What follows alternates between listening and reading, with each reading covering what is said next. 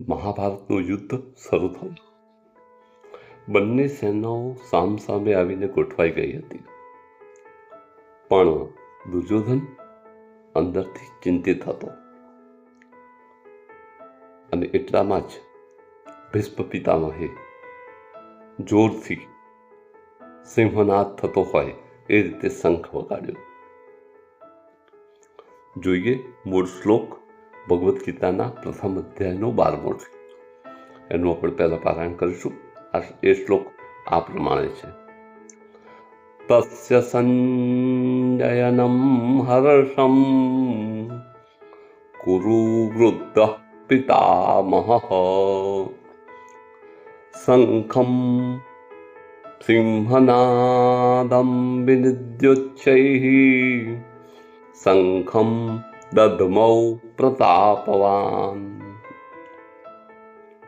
અર્થાત તસ્ય સંજયનમ હર્ષમ, એને હર્ષ જન્માવવા માટે, એટલે કે દુર્યોધનને હર્ષ જન્માવવા માટે કુરુવૃદ્ધ પિતામહ પ્રતાપવાન.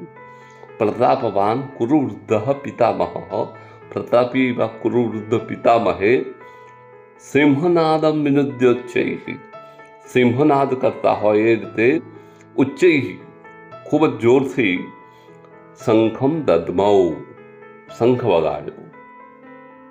એટલે કે એ દુર્યોધનને ઉત્સાહ આપવા માટે અને હર્ષ જન્માવવા માટે કુરુવૃદ્ધ પ્રતાપી એવા ભીષ્મ પિતામહે જોરથી શંખ દ્વારા સિંહનાદ કર્યો અથવા શંખનો સિંહનાદ કર્યો. પણ ભીષ્મ પિતામહે કેમ આટલો મોટો સિંહનાદ કર્યો શંખનો? અને એવું કહેવાય છે કે આ શંખના સિંહનાદથી તો આખી ધરતી કંપી ગઈ, આખી યુદ્ધ સેના જે હતી એ કંપી ગઈ. તો કેમ ભીષ્મ પિતામહે આ શંખનાદ કર્યો? તો એનું કારણ એ છે કે દુર્યોધને પોતાની બધી વાત દ્રોણાચાર્યને કહી, પણ દ્રોણાચાર્ય મૌન રહ્યા.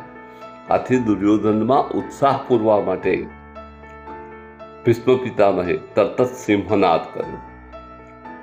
તો આ સિંહનાદ, શંખનો સિંહનાદ એ શું યુદ્ધની શરૂઆત હતી? હા, આમ તો એ યુદ્ધની શરૂઆત હતી, પણ બીજી રીતે જોઈએ તો એ દુર્યોધનમાં ઉત્સાહ પૂરવા માટે આ શંખનાદ હતો. ભીષ્મ પિતામહ જાણી ગયા કે દુર્યોધન અંદરથી ડરેલો છે અને જો એનો ડર દૂર કરવો હોય તો આ રીતે શંખનાદ કરવો જરૂરી છે. તો સેનાપતિ એ નથી કે જે યુદ્ધથી ડરે નહીં, પણ જે હિંમતથી પોતાનો અવાજ ઊંચો રાખી શકે, એ સાચો સેનાપતિ છે. અને ભીષ્મ પિતામહે પણ એવું જ કર્યું.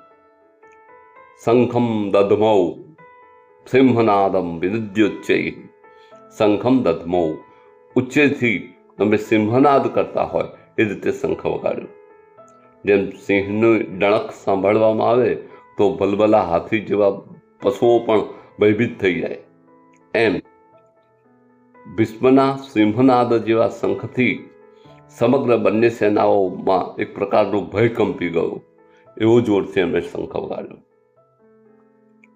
તો ગીતા પાસેથી આ પણ શીખવાનું છે કે જ્યારે મુશ્કેલી આવે, આફત આવે, ત્યારે માણસ ડરી તો જાય, પણ એને હિંમત ચાલુ રાખવાની છે. એને હિંમત સાથે કામ લેવાનું છે, અને હિંમત સાથે કામ લઈ શકશે તો જ એ આગળ વધી શકશે. શંખમ દધમૌ પ્રતાપવાન. હવે ભીષ્મ પિતામહ કેવા છે? તો કુરુ વૃદ્ધ, કુરુઓમાં જે વૃદ્ધ છે એવા છે. પિતામહ, પિતામહ છે, અને પાછા પ્રતાપવાન, પ્રતાપી છે. અને પાછા કોણ છે? એ તો કૌરવ સેનાના સેનાપતિ છે. અને એવા કૌરવ સેનાના સેનાપતિ એવા ભીષ્મ પિતામહે દુર્યોધનના મનના અંદર જે ડર રહેલો છે એને દૂર કરવા માટે, અને ખાસ તો એનામાં હર્ષ જન્માવવા માટે, એને ઉત્સાહ આપવા માટે સિંહનાદમ વિનિદ્યોચ્ચૈઃ શંખમ દધમૌ, ઉચ્ચેથી સિંહનાદ કરતા હોય એવો શંખની ગર્જના કરી, એવો જોરથી શંખ વગાડ્યો કે જેથી એનામાં એક પ્રકારનો ઉત્સાહ આવે. કારણ કે ભીષ્મ પિતામહ જાણતા હતા કે દુર્યોધન બહારથી ભલે આત્મવિશ્વાસુ દેખાય છે પણ અંદરથી એ ડરી ગયેલો છે. દુર્યોધનને કોનો ડર હતો?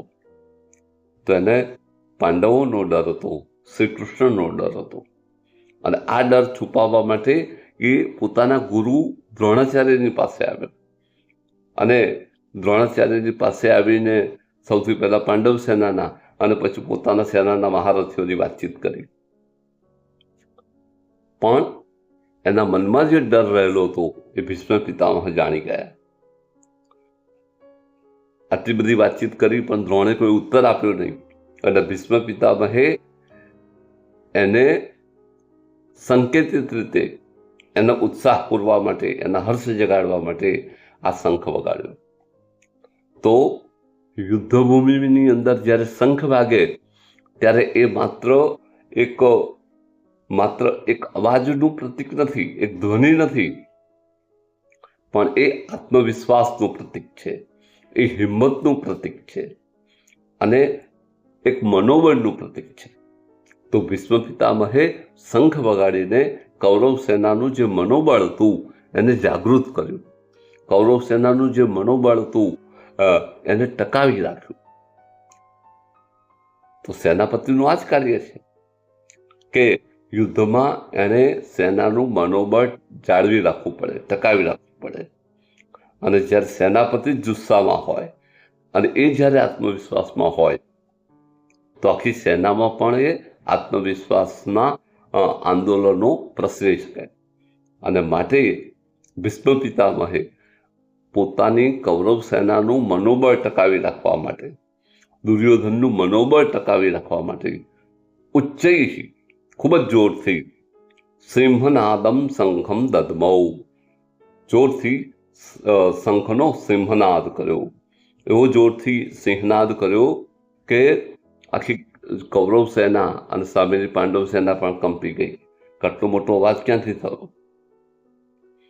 તો આ રીતે જે ભીષ્મ પિતામહ છે અમે સાચી રીતે પોતાનું સેનાપતિ પદનું જે ગૌરવ છે એ એમણે જાળવી બતાવ્યું અને પોતે હજુ પણ આત્મવિશ્વાસી છે, પોતે હજુ પણ પ્રતાપી છે એ દર્શાવવાનો પ્રયત્ન કર્યો.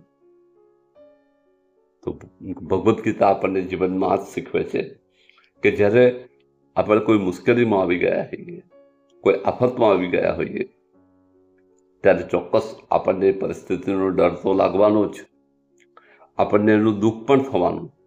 પણ એ વખતે જો હિંમતથી આપણે ઊભા થઈ જઈએ તો આપણા જીવનમાં પણ આપણે આપણા દુઃખને, આપણી મુશ્કેલીઓને ખંખેરી શકીએ છીએ અને આપણે પણ ફરી પાછા મજબૂત રીતે ઊભા થઈ શકીએ છીએ.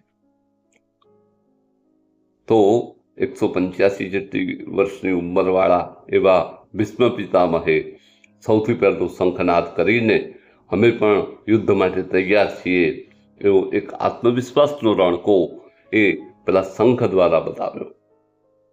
અને માટે શંખમ દધમૌ સિંહનાદમ વિનિદ્યોચ્ચૈઃ પ્રતાપવાન કુરુ વૃદ્ધઃ પિતામહ તસ્ય સંજયનમ હર્ષમ